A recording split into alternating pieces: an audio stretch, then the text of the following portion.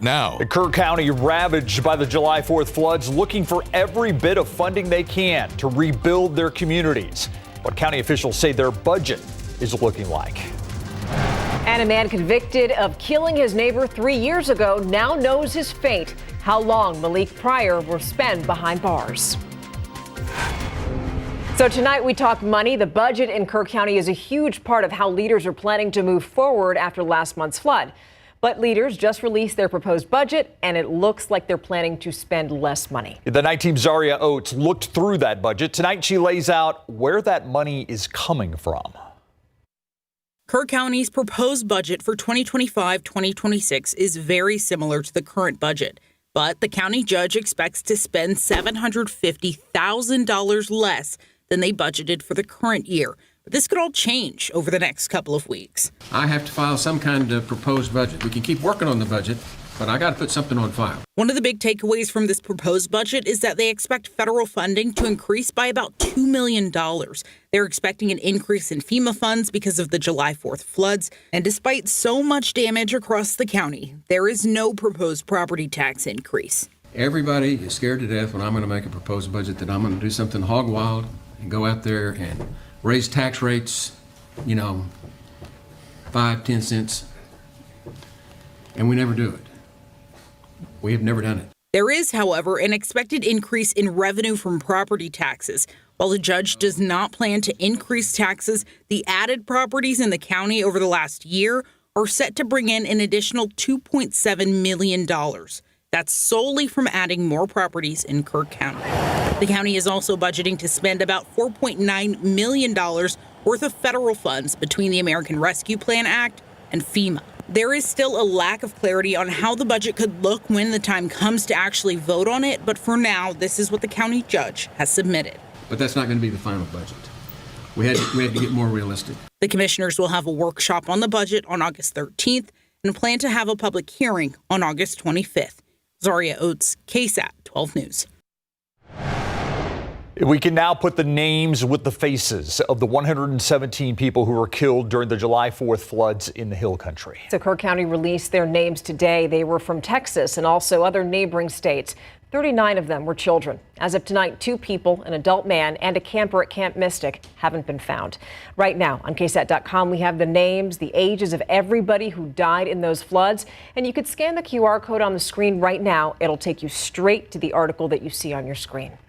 A jury convicting a man of killing his neighbor. So we're talking about the Malik Prior case. Jurors found him guilty of beating and strangling his neighbor to death back in 2022. Investigators say that Prior and the victim, Jared Papin, had a long history of arguments at their apartment complex in Stone Oak. On the stand earlier today, Papin's partner, Michael Semick, told the jury how the loss has affected their 2 adopted children. He was basically the mother to our children, took on that maternal type role and provided that, and it was very important to us. Prior also got the maximum sentence possible in this case, 99 years in prison. Next week, Uvalde County and the Uvalde School District are set to release records from the Robb Elementary School shooting, and that's supposed to include reports, videos, and 911 calls from that day. Yeah, this comes after years of legal fights and just weeks after a court ordered them to share that information. Families of the victims say they want the truth to make sure nothing like this happens again.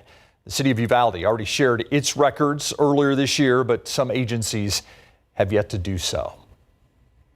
How much have you had to drink tonight? I'm good. Okay, how much have you had to drink tonight? Nothing. Nothing? Okay, the reason why I'm asking, do you realize you're back and forth in your lane? Like you keep driving out of your lane and there's cars next to you? And I mean, you're a pretty big vehicle. I'm concerned about you and like the other cars. That is San Antonio District 8 City Councilwoman Ivelisse Mesa Gonzalez, the night she was arrested for driving while intoxicated. San Antonio police releasing video of the councilwoman's arrest. She was pulled over 2 weeks ago. The footage shows her denying she'd been drinking multiple times during sobriety tests. She was pulled over on I-10 after leaving a downtown club. Today, Gonzalez said she regrets not being more open with officers and apologized for disappointing her family and community. She was booked on a misdemeanor DWI charge and released on bond. The math just isn't adding up, and that's what some city council members are saying as they try to pin down how San Antonio could pay for part of Project Marvel. And it has to do with information the city is getting from the planning firm CSL International. We've referenced them before. The city asked that firm to assess the economic impact of Project Marvel on the overall area. And then last year, the firm said that expanding the convention center would pump some $27 million into the economy every year. But then more recently, that same firm said that that number is actually $108 million. You confused? Yeah, so are the experts, because they're telling us the numbers flat out don't make sense. Did they make some computational error? Was it some sloppiness? Did somebody intentionally fudge the numbers by 4 times? I have no idea. But it's kind of scary. CSL is saying that the discrepancy is because of the changing scale of Project Marvel. City staff, they say that they're evaluating what an additional analysis would mean for the scope, cost, and of course, timing of the project. And this time of year, we typically don't have much variety in temperatures. Same goes for the weekend. Yeah. We're talking upper 90s right near 100 for highs. A lot of sunshine. Now, we will sprinkle in a few light showers here and there, or a few brief showers. That's Sunday at only 10% chance. And then Monday and Tuesday, slightly better odds. Here's what we're watching. We have this weak upper level swirl over the central Gulf, and it has produced some showers and storms over the past couple of days, especially closer to Florida. Well, this system, that's going to be slowly working its way westward, and also a trough coming in from the north, and they're going to move over Texas to just give us a little hope for some rain in spots. I'll show you what that looks like for Sunday with the Futurecast, and also talk about what's heating up in the Atlantic and how we're expecting some development and where in just a bit. Adam, thank you. So we know the temperatures are up. Adam just told you about that. Thing is, the same could happen with your water bill. San Antonio Water System is considering a rate increase. The utility says that it needs that extra money to upgrade wastewater centers and also pipes that bring water to homes and businesses. SAWS's last increase came back in 2020. And since then, SAWS says that it's invested $2.2 billion in improvements. This time, though, it's unclear exactly by how much rates would increase. But before that happens, the SAWS board and city council need to approve it. The Harlandale Independent School District trying to regain total control of its schools after years of oversight from the Texas Education Agency. The district has been under conservatorship of the TEA since 2020. That came after an investigation found problems with how the district handled contracts, along with allegations of nepotism. The TEA conservator now shifting to an observation role. That's an improvement for Harlandale. The state's conservator will stay on for now, but only to watch and offer advice if needed. If progress continues, Harlandale could be back in full control as soon as next month. Okay, so Steve was just talking about school. Tax-free weekend officially starting today to help parents prepare their kids for the new school year. So you're not going to get taxed on things like clothes, backpacks, school supplies. Tax-free weekend runs through midnight on Sunday. And here's the thing. You can also get the discount if you shop online, but you have to be shopping from a Texas-based business. It's still ahead. Health Secretary Robert F. Kennedy Jr. directing Health and Human Services to slash funding for mRNA vaccine research. What experts say this could mean for future development of life-saving medicines. Plus this, the fight over redistricting in Texas is heating up as state lawmakers trade jabs and also lawsuits. That's up right after the break.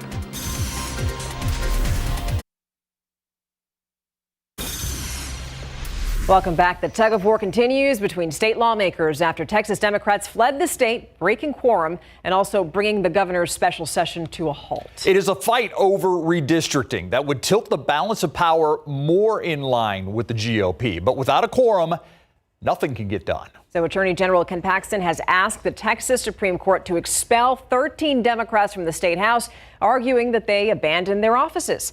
ABC's Olivia Rubin has the latest.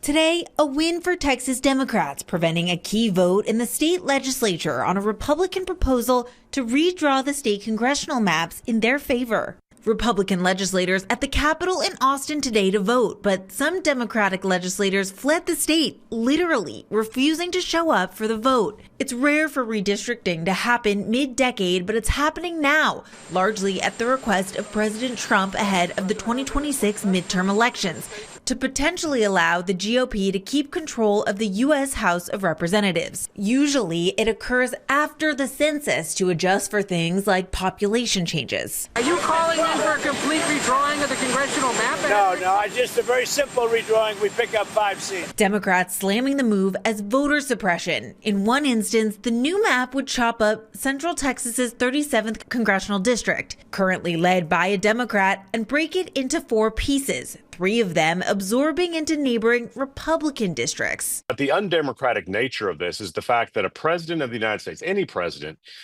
can call up a state governor and demand that he roll over and redraw congressional representation because this president, Donald Trump, is afraid of the voters in 2026. And it's shameful that we have a governor in Greg Abbott who's unwilling to say, don't mess with Texas. Republicans in the state going so far as to threaten arrest for the Democrats blocking the move. Governor Abbott previously amping up the consequences, saying on a recent podcast, if the lawmakers don't come back, they'll redistrict even more. If they don't start showing up, I may start expanding. We may make it 6 or 7 or 8 new seats we're going to be adding on the Republican side. This fight is now reverberating nationwide, with Democrats around the country saying that if this measure passes, they'll redistrict their states too, this time in favor of Democrats. Olivia Rubin, ABC News, New York. Meanwhile, Attorney General Ken Paxton waging yet another fight, and this time it's with the Political Action Committee that's backed by Democrat Beto O'Rourke. A judge granted Paxton's motion to block said PAC from using donations to support state Democrats who fled the state. The ruling agrees with the Attorney General that the PAC, powered by people engaged in, quote, deceptive fundraising and illegal helping the Democrats, end quote. O'Rourke has filed his own suit against Paxton, claiming the Attorney General is trying to make an example of his organization alone. In national news, police responded to an active shooter on the campus of Emory University in Atlanta, Georgia today. Dozens of police cars, SWAT units, other emergency vehicles could be seen surrounding that campus. A police officer killed by the shooter before that shooter could be taken down. Atlanta police confirm the suspected shooter is dead so far. No word on other injuries. Health and Human Services Secretary Robert F. Kennedy announced that his agency is going to pull $500 million of research and funding into mRNA-based vaccines. Yeah, that technology used in the creation of Pfizer's COVID-19 vaccine, which was partially developed with the help of the Texas Biomedical Research Institute here in San Antonio. Dr. Larry Schlesinger, the president and CEO of Texas Biomed, says this technology saved millions of lives. He says cutting millions of dollars in funding research to mRNA technology would be a setback for life-saving research. The news that we're going to block a Nobel Prize-winning technology, mRNA technology for the purposes of vaccine, is quite disheartening to the entire biomedical and healthcare community. He says we need to continue to move forward in vaccine development, supporting it through federal funding critical for the future of public health. Now it's Friday night, 91 degrees, and Adam, you've been getting us ready for the weekend, but also any rain chances? I know we need it. The smidge here and there, right? Yeah. You know, Slim to none? No, slim to some. Oh, okay. Correction, Steven Spears. Got you. Slim to. Thank you, Adam. Kind of some. Yes, no. There's going to be a quiz after this, so pay attention. I will. All right. Let's take a look at our rain chance. I want to show you what I mean by the 20% chance and even the 10% chance tomorrow, or Sunday, that is. Tomorrow's going to be sunny and dry. Sunday, we have that 10% chance. I know, 10%. But keep in mind, we're approaching mid-August, and we actually even have some rain opportunities, not just here, but even better chances in other parts of the state. So let's get right to it. Here's our futurecast as we get into Sunday. And as usual, typical situation, they start along the Gulf Coast, very common this time of year, and especially in this type of weather pattern that we're settling into. But on Sunday, a few of them could work their way farther inland, especially between I-10 and I-37, and then even in or around San Antonio. I mean, look, a few little dots on the radar can't be ruled out. And okay, 6:11 p.m. I know that's Bracken Batcave, but the Futurecast doesn't know that's the Batcave, so that's not a bat signature like we see every night on the radar screen, which is fun to see, by the way, when all the bats take flight. But here, just a few. That's the 10% we're talking about Sunday. Don't plan around it. Not a big deal. Just maybe a gee-whiz shower or rain shaft off in the distance. So this upper disturbance week, traveling westward across the Gulf, common for this time of year and this type of pattern, and even some energy coming in from the midsection of the country that's not very well defined, but you see the storms in northern Mississippi. They're going to come westward while a separate upper level trough comes in from the north. And I think that's going to be more pronounced, especially north of us, San Angelo, Abilene, up toward Wichita Falls. And then it's going to absorb our weak disturbance. There's the off chance, the wild card here, is that it could actually help us out a little bit and boost our rain chances for Monday night on into Tuesday morning. So not the highest potential here, but there's potential across the state. And then also the chance some of that higher potential could work its way in. September 10th, the average peak of the hurricane season in the Atlantic, and it's the time of year where we typically see the tropics start to heat up. We don't have that right now. It's very quiet. This little cluster of storms has a 40% chance of developing, and that's actually been downgraded. What we're really watching is this cluster of storms, this upper level wave, ripple in the flow coming off of Africa. Right now, Hurricane Center has a 20% chance of that developing into the next tropical storm or hurricane. Computer models point toward the likelihood of a hurricane by this time next week, somewhere way out in the Atlantic. From there, be cautious what you see on the internet. Here's a good example. This is 2 weeks from now, right? 2 weeks from now. We have a hard time getting 5 to 7 days from now when it comes to these systems in particular. And look at these two models. Whoop! You're going to see a lot of this on the internet and a lot of clickbait in the days ahead. Just please don't pay any attention to it. I mean, I was looking at one model run, same model, 2 runs, 12 hours apart, and they're about 1,500 miles apart. So just be cautious with what you see here. 100, the high temperature today. That's our 10th triple-digit day so far this year. Tomorrow, again, we'll be in the upper 90s, right near 100. And that's going to be the case going forward. Average is 97. We're going to be just a degree or two above that. And I'm just not going to get on my social media and interweb and the internet soapbox right now. Yeah.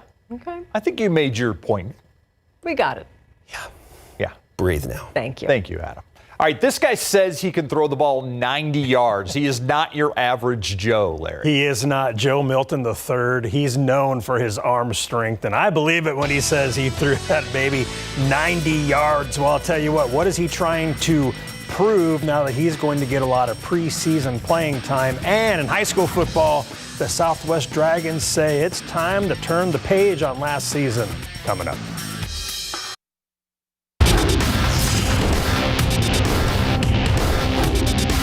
Anywhere, anytime, anyone. You know, that's the motto, bar none. Yeah. Jamarcus and the Southwest Dragons are ready for some football and Big Board Sports. Camping with KSAT, powered by Thomas J. Henry. The Dallas Cowboys will kick off their preseason schedule at the LA Rams tomorrow night at 6. Shoddy said that Dak Prescott will not play, so get ready to see a lot of Joe Milton III and Will Grier. Milton is a dual-threat QB who's often described as having one of the strongest arms in the NFL. He says he threw the ball 90 yards in the air while at the University of Tennessee. Last season, in his rookie year, Milton played in the season finale for the Patriots, passing for 241 yards with a touchdown. And that one game did a lot for his confidence. I mean, it allowed me to accept the fact that I'm here and that I can play in this league. But I feel like there's a lot more that I can do and let out. But also just that comes with my work ethic and how much I put into it every week. What are you trying to put on film over these 3 preseason games? Man, I'm just trying to impress myself, to be honest, man. It ain't really about nobody else. Obviously, it's about the organization and the guys around me, but I feel like I've been a servant long enough to make the guys around me better. And that's just keeping those guys up and just staying with it, not riding a roller coaster, and just, having fun, playing football. It's a kid's game. We just get paid for it, so. C.J. Stroud and the Houston Texans are now in Minnesota to kick off their preseason tomorrow at the Vikings. Stroud said he would like to take some preseason game snaps, but it's up to the coaches if he plays. Yesterday, the Texans wrapped up their portion of training camp in West Virginia, where the team had a great time and they got in a lot of good work. Before leaving, Stroud was asked about the sense of urgency he sees from DeMeco Ryans at practice. Yeah, I mean, I think he's had that, since the start. Hasn't just changed, but I think every day is intentional, every day is urgent. I think every day he's done a good job of trying to push guys to that limit to, where it's going to be hard in those games. So, personally, I don't see a difference just because he's been that way, but I think that's a good thing. But, yeah, I'll definitely say, the other guys are starting to buy into him more. The Southwest Dragons are hard at work getting ready for another year of big game coverage. Last season, the Dragons went 8-0 in district to win the 14-5A D1 crown. They went 12-1 overall, advancing to the Class 5A D1 regional semis, where their season came to an end. This year, they're predicted to defend their district championship per Dave Campbell's Texas Football. Coach Franco said last season is last season, but those guys did set the bar high at Southwest, and this team wants to continue that success. Well, I think, the legacy of that team that they left behind is evident. Our younger kids have really latched into the work ethic. They're committed. The trust between coach and player and coach is at an all-time high. So these kids are excited to, continue that legacy and get right back to where we were at the end of last season. It's a great experience because, as a team, we get a lot of development together. We had a lot of good time together, and I wish there was a little more of us that could have been together, but I think we have a lot of good guys coming back this year, and I'm really happy with our team, and we're looking good this year. We went pretty far last year. We did pretty good. It was a fun little ride, but it always comes to an end.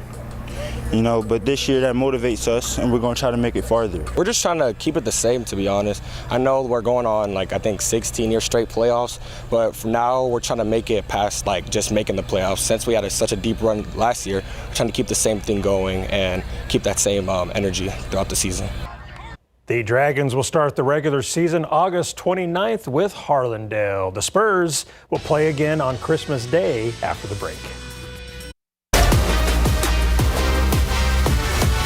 This season, the Spurs will once again play on the NBA's marquee Christmas Day schedule. The Silver and Black will play at the defending NBA champion Oklahoma City Thunder per ESPN's Shams Charania. This marks the second year in a row that the Spurs will play on Christmas Day. They visited the Knicks last season, and Wemby put on a show, scoring 42 points in the Spurs' 117-114 loss. ESPN and ABC are all hoping that Wemby can shine bright again on Christmas Day. So here's the NBA Christmas Day 2025 schedule per Shams. The Cavaliers will play at the Knicks, the Spurs at the Thunder. The Rockets will visit the Lakers. The Mavericks will play at the Warriors. And the Nuggets will host the Timberwolves. Those 5 games will be on ABC and ESPN. It's going to be just great to see Wemby back on the court healthy. Yes. Again. Yes. In the silver and black. That is an awesome sight on Christmas Day. What a gift. Yeah. Right? I'm thinking silver and black. Maybe it's your beard that's. Is that what it is? Maybe that's giving me silver and black. Okay. Yeah, I'm digging it. Yeah. I'm not saying it looks bad. I like silver and black. Thank you. I get it. Yeah. Oh. All right, We'll Caskey, be right calm back. down.